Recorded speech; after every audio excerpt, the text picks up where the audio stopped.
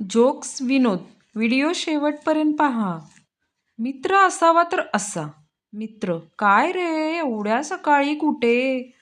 मी: morning walk करतोय भाय. मित्र: ह्या गल्लीत जा, शॉर्टकट आहे. गण्या आपल्या बायकोला पत्र लिहितो. या महिन्यात पगारऐवजी 100 किस पाठवतोय. बायकोने उत्तर दिले: तुमचे किस मिळाले, हिशोब पाठवते. दूधवाल्याला 2. चिंटूच्या सरांना 7 द्यावे लागले. भाजीवाला 7 मध्ये तयार नव्हता. घर मालक रोज 7-8 घेऊन जातात. तुम्ही काय काळजी करू नका. 30-40 अजून बाकी आहेत. या महिन्याचं भागून जाईल. गावात वीज येणार असल्यामुळे सगळे लोक नाचत होते. यात एक कुत्रा पण नाचत होता.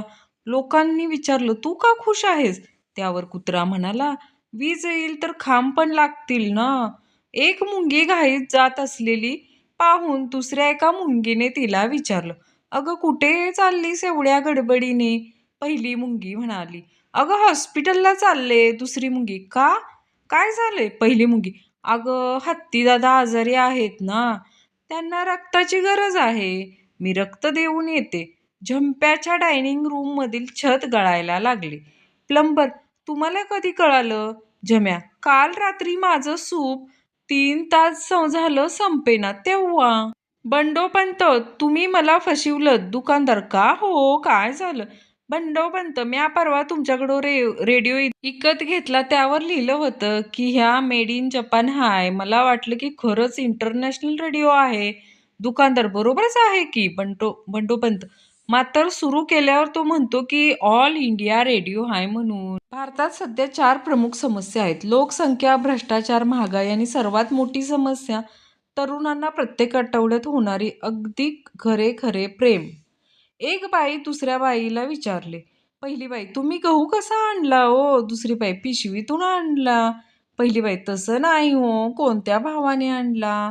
दुसरी बाई म्हणाली, चुलत भावाने आणला. लेंडारे आणि पेंडारे बऱ्याच वर्षांनी एकत्र भेटले.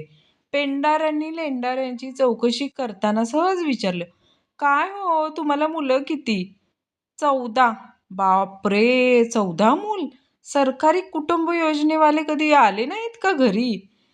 आले होते ना, पण त्यांना वाटलं की इथं शाळा भरली आहे, मग गेले परत. बाई, तुमची कमाल आहे. न घाबरता तुम्ही त्या चोराच्या मुस्काडीत मारली.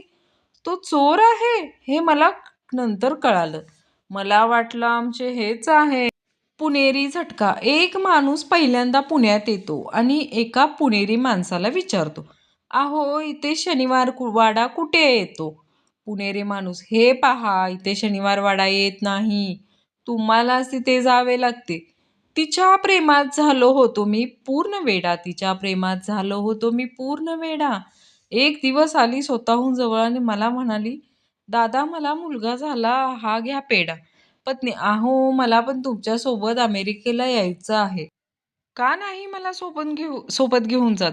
पती: वेडी आहेस का? 5 स्टार हॉटेलमध्ये कोणी डब्बा घेऊन जातं का ग? मुलगा: बाबा, आई आणि पत्नी यात फरक काय आहे? वडील: एकदम सोपे. जिच्यामुळे आपण एवढ्या मोठ्या जगात रडत रडत येतो, ती आई, आणि जी पुढेही जीवनभर आपण रडतच राहावे याची व्यवस्था करते, ती पत्नी. प्रपोज करण्याची नवीन पद्धत. मिकू, तुझं नाव गुगल आहे का? चिंकी: नाही का? मिकू: जे शोधत होतो ते सगळं तुझ्यात आहे म्हणून विचारलं.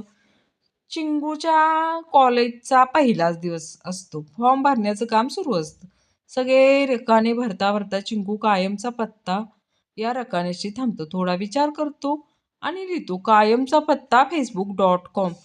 चौखुरे गुरुजी: 1869 साली काय झालं? नन्या: गांधीजींचा जन्म झाला.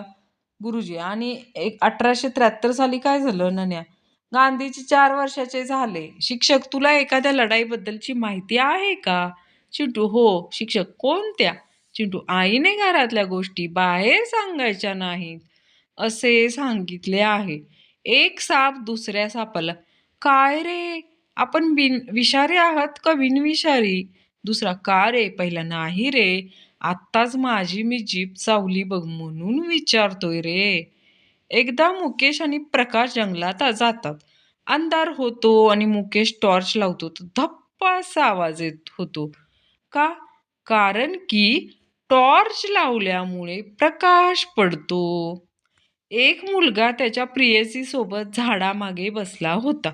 समोरून एक वृद्ध माणूस येतो आणि त्याला मुलाला विचारतो, काय रे, हीच का आपली संस्कृती?